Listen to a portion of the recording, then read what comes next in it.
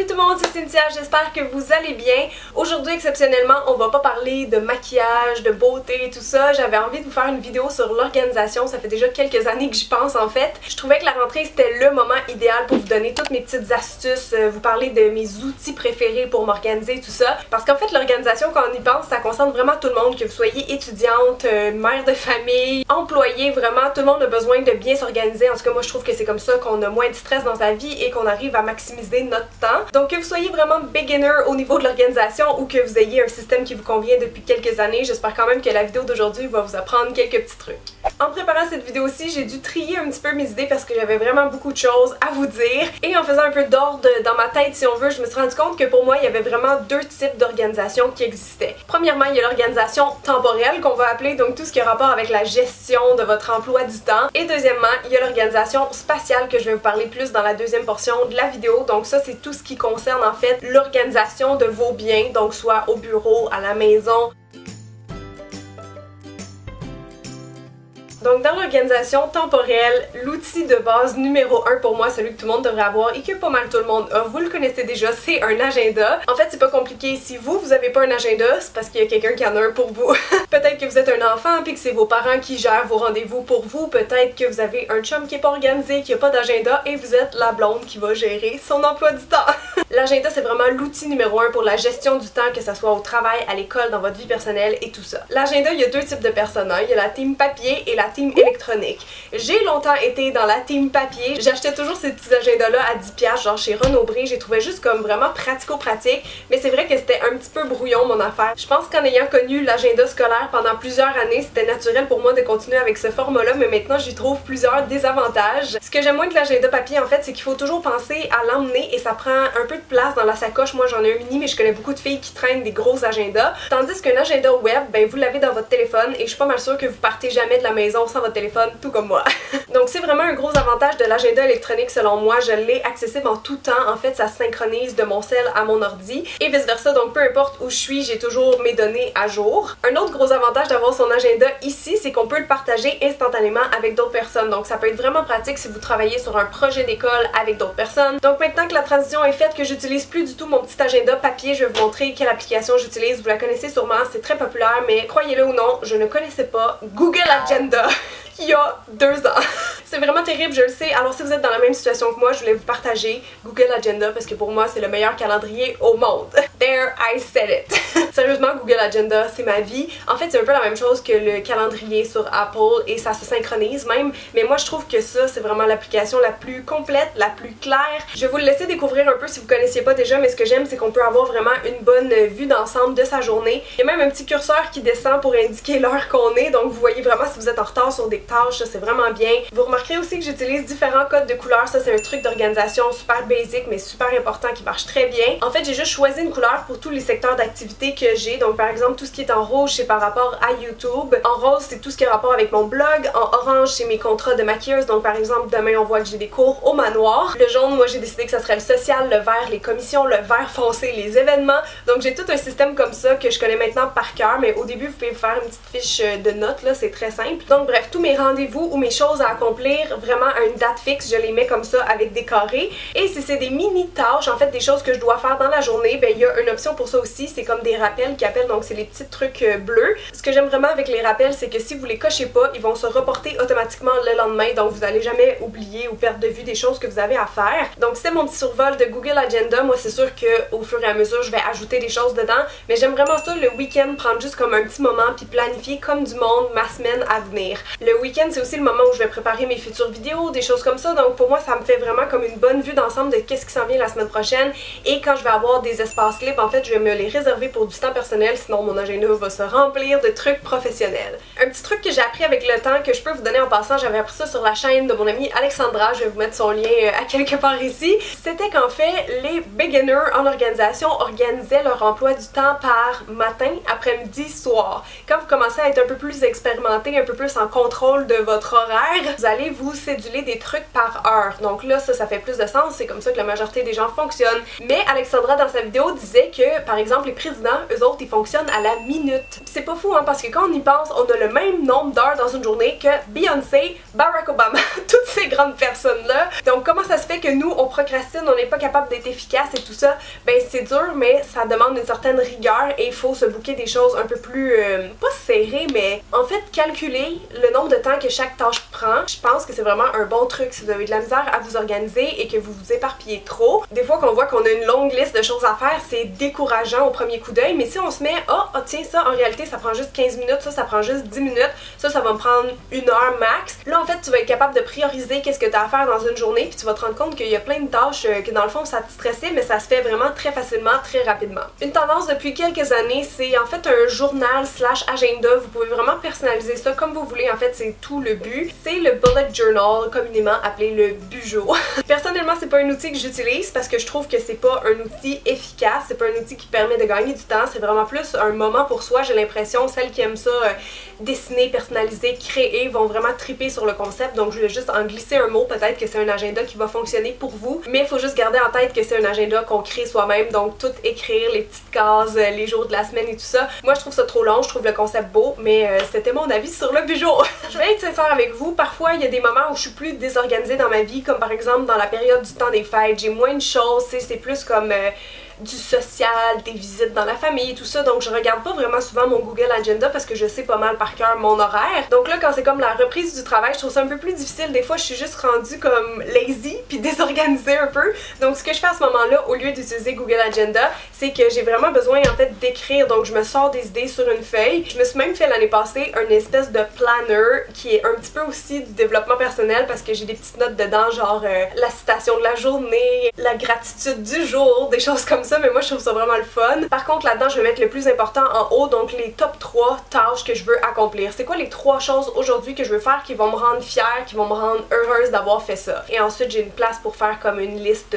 to-do si on veut. J'ai même inséré une planification de repas, je me suis mis aussi du temps personnel parce que j'ai vraiment tendance à me négliger quand je travaille trop. Donc je peux cocher si j'ai fait du sport, de la lecture, de la méditation, des choses comme ça. En passant, si vous aimez mon petit planner, c'est juste un modèle, mais si vous voulez le télécharger, je vous mettrai un lien en bas. Vous pouvez évidemment vous en créer un sur mesure pour vos besoins, je pense que c'est l'idéal. Donc bref, même si j'adore mon Google Agenda, il y a des moments où j'avoue que la satisfaction de rayer manuellement des tâches, c'est imbattable. Parlant de fierté et d'accomplissement de soi, il y a un autre outil qui pour moi est indispensable dans l'organisation, c'est les listes, les fameuses to-do list. Des listes, moi j'en fais autant des virtuelles que des papiers, ça dépend vraiment c'est quoi que j'écris dessus. En fait c'est ça mon truc numéro 1 de liste, c'est de les faire vraiment par thème. Les listes c'est vraiment pour des tâches ou des achats, des choses qu'on veut pas oublier, puis aussi des choses qui n'ont pas de date limite. Donc par exemple, moi j'ai une liste to-do pour la maison qui est un petit tableau magnétique que je laisse sur le frigo, comme ça Pat et moi on va y penser plus souvent. C'est des petites job-ins, des petites rénovations qu'on doit faire dans la maison mais qui sont pas urgentes. J'ai une liste d'épicerie, évidemment, moi j'aime ça la faire papier. Ce que je fais en fait c'est que souvent je prends des recettes de Pinterest, donc quand j'en ai une que je veux faire cette semaine-ci, je la pine dans mon tableau recettes de la semaine, comme ça je peux les trouver facilement, j'ai pas besoin de rechercher dans tous mes tableaux. D'ailleurs un petit truc par rapport à la liste d'épicerie, si vous aussi vous la faites papier, essayez de vous trouver un modèle, encore là peut-être que je vous mettrai le mien en barre d'infos, mais essayez d'avoir un modèle où les aliments sont déjà triés par catégorie et mettez-les en ordre de votre épicerie, comme ça vous allez sauver vraiment du temps. Moi des fois quand j'ai plus de liste d'épicerie, je vais juste comme écrire tous les ingrédients mais pas dans le bon ordre, tout dépendant des recettes que je trouve que je veux faire. Fait que ce que ça fait c'est que ça vient bien mêlant, quand j'arrive à l'épicerie je sais plus sont où les affaires, c'est comme tout mélangé. C'est pas pratique, on perd du temps puis ça prend pas plus de temps à faire votre liste dans le bon ordre. Donc perso quand c'est des listes de tâches en commun avec quelqu'un, donc par exemple mon copain Pat, je vais toujours faire une to-do list papier en fait parce que je veux la laisser sur l'îlot de la cuisine pour que lui aussi voit. Si je garde ça dans mon téléphone c'est trop caché, on va pas y penser, lui il a pas accès, donc bref tout ce qui inclut quelqu'un d'autre, un autre membre de la famille, un autre collègue, tout ça, faut laisser la liste papier ou imprimée au pire mais à la vue. Pour ce qui est des listes virtuelles, mon application préférée depuis des années, j'en ai parlé très souvent, c'est Wunderlist. Wunderlist est totalement gratuit, c'est sur l'ordi et sur le téléphone, ça synchronise, c'est génial. Wunderlist, moi je trouve ça vraiment simple et efficace à utiliser, j'ai des listes pour tout là-dessus, honnêtement, j'ai genre ma bucket list, j'ai des films à regarder, j'ai l'ordre de mes prochaines vidéos YouTube, j'ai mes prochains articles sur mon blog et tout ça. En fait, je trouve ça vraiment pratique parce que je peux déplacer l'ordre des trucs, j'ai juste à cliquer puis à bouger, donc ça me permet vraiment de visualiser mes prochaines vidéos, ça va être quoi, est-ce que les sujets s'alternent et tout tout ça. Vous pouvez mettre des notes en priorité en cliquant sur la petite étoile. Vous pouvez partager des tâches avec d'autres personnes. Encore là, si vous faites un travail d'école, c'est vraiment génial. Quand vous cliquez sur la note, vous avez aussi des fichiers que vous pouvez ajouter. Vous pouvez ajouter une petite note à cette note-là. Vous pouvez vous mettre une échéance, un rappel, ajouter des sous-tâches. Donc bref, c'est vraiment complet. Et quand vous avez fait votre petite tâche, j'adore ce son. Bref, Wunderlist, c'est vraiment mon application de liste préférée. Par contre, si vous utilisez Google Agenda, il y en a déjà des tâches et des listes d'intégrer à ça quand je vous disais que c'était vraiment parfait. En fait, on peut pas encore les voir sur le téléphone, mais quand vous êtes sur l'ordi, vous avez comme les tâches puis les, comment ils appellent ça, les Google Keep. C'est comme des petits post-it que vous pouvez vous mettre. C'est vraiment très complet. Oh mon dieu, je sens que cette vidéo va être longue. Je suis rendue à mon point 2 sur 8. La fille est pas fan d'organisation, pas en tout, tu sais. Allez vous chercher un petit thé tout de suite, là, je vais me sentir moins mal. Un autre outil d'organisation que j'utilise depuis moins longtemps, qui est pas un must, mais qui est le fun si vous voulez garder un œil sur votre progression, vous fixer des objectifs, faire un petit suivi sur, en fait, des bonnes habitudes, des choses comme ça, c'est les tableaux mensuels. Ça, personnellement, je m'en sers pas pour organiser mon travail, mais plus ma vie personnelle. Par exemple, je l'utilise pas tout le temps, mais je l'ai fait pendant plusieurs mois consécutifs, j'ai fait un tableau des tâches ménagères. Peut-être que vous allez trouver ça bébé, mais honnêtement, les ados qui sont dans leur appart pour la première fois, des fois, on n'a pas encore une routine de ménage établie, on sait pas exactement qu'est-ce qu'il faut faire, dans quel ordre ou quelle fréquence, tout ça. Donc moi je me suis fait ça. Si vous avez un copain ou une copine qui se ramasse pas vraiment, vous allez vraiment triper sur ce petit tableau-là. En fait, moi la version que j'utilise, c'est tout simplement un tableau que j'ai trouvé sur internet, que je me suis imprimé et que j'ai rempli. Donc dans le cas des tâches ménagères, j'ai mis vraiment toutes les tâches auxquelles je pouvais penser qu'on se sépare avec Pat. Donc par exemple la vaisselle, le lave-vaisselle, faire les litières, laver le bol d'eau de Lily, passer la balayeuse, laver les planchers, faire de l'époussetage, faire les repas. Si vous voulez répartir ça équitablement avec la ou les autres personnes qui vivent avec vous,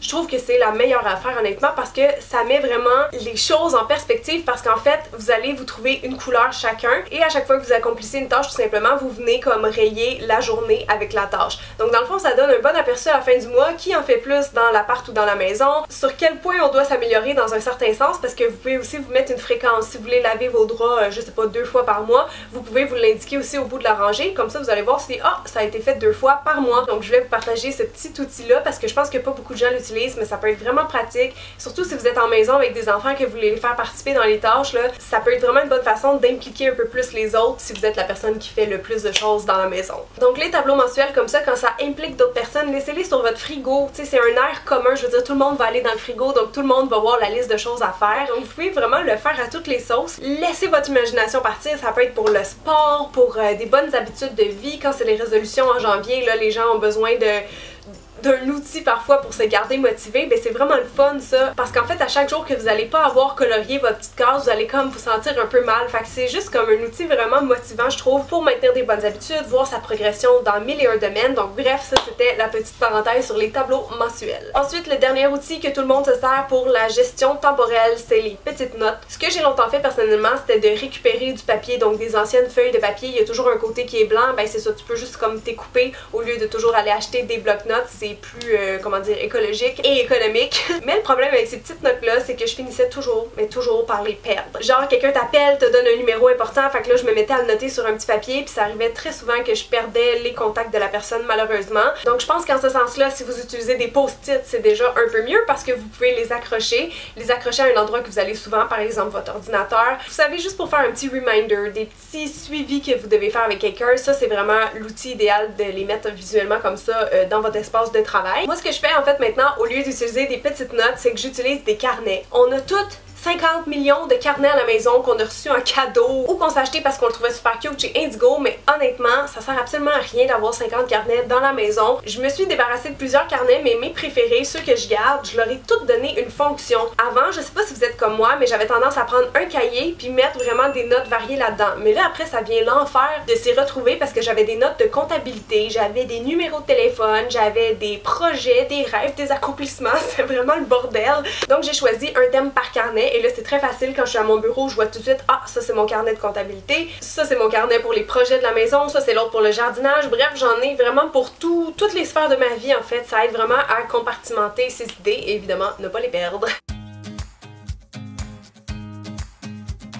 Bon, finalement, on arrive à l'organisation physique. Là, ça va être plus vite, ça va être un peu plus comme des trucs en rafale, mais il y a une chose à laquelle j'ai pensé parce que ça concerne pas mal tout le monde, c'est la gestion des papiers importants. Qu'est-ce qu'on fait avec ça? Il y a plein de gens qui me disaient sur Instagram qui les perdaient, qui payait les choses en retard, tout ça. Donc moi, j'ai développé dans la dernière année seulement une technique qui marche très bien pour moi et que je suis sûre qu'il peut s'adapter à vous aussi. En fait, derrière ma porte, j'ai installé un classeur qui vient de chez Ikea qui coûte pas cher, dans lequel je mets des pochettes, des folders pour organiser mes papiers. Parce qu'en gros, tous les papiers qu'on reçoit à la maison qui nécessitent une action, on peut les trier en différentes catégories. Dans mon cas, les actions que je peux faire, c'est premièrement scanner le document, deuxièmement peut-être le payer et troisièmement le ranger. Donc j'ai un dossier pour ces trois actions-là. Quand il y a un papier qui rentre, je le mets directement dans scanner. Quand c'est des paiements, en fait, si c'est personnel ou travail, je vais différencier les deux avec un petit post-it, soit rose ou bleu, et je vais m'indiquer là-dessus la date du paiement. Comme ça, je suis certaine de ne pas la manquer, ça va dépasser du classeur et en plus, je me mets un rappel dans mon agenda électronique. Et la pochette rangée, honnêtement, j'y fais pas un tour très souvent, mais quand elle est pleine, justement, c'est là que je vais me dire, bon, là, j'ai pas le choix, je vais aller mettre ça dans mon classeur. Un classeur, pour moi, c'est vraiment un must si vous voulez organiser vos papiers importants. Il y en a de différentes tailles, je sais que c'est pas tellement le fun à acheter,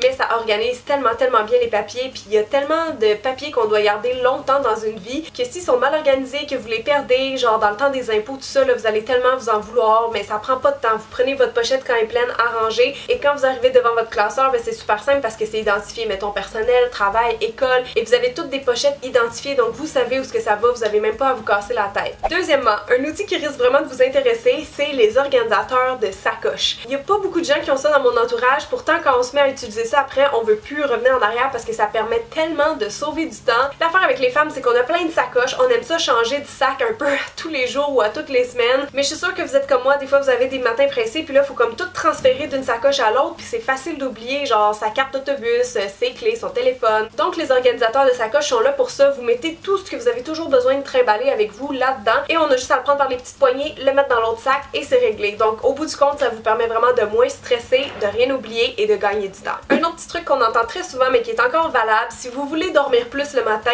essayez d'organiser le plus de choses possible la veille. Côté déjeuner par exemple, vous pouvez toujours le prendre sur le pouce, hein, que vous soyez dans l'auto, en autobus, tout ça, ça se fait. C'est sûr que moi je préfère prendre un bon gros déjeuner à la maison pour bien commencer ma journée, mais quand je suis in a hurry, c'est sûr que je me dis ah j'aime mieux genre déjeuner sur le pouce que me maquiller dans l'autobus, donc je pense un peu comme ça. Donc il y a une coupe de déjeuner que vous pouvez juste réchauffer ou préparer d'avance, comme par exemple les overnight oats qui sont super populaires sur Pinterest. Pour les vêtements aussi, moi je sais que si je prépare pas ma tenue la veille d'un événement important, si je me change 30 fois le matin là, c'est pas efficace, c'est stressant, ça part mal la journée, mais si la veille j'ai choisi mes vêtements, que je les ai sortis, ben je sais que je commence mon matin en toute quiétude.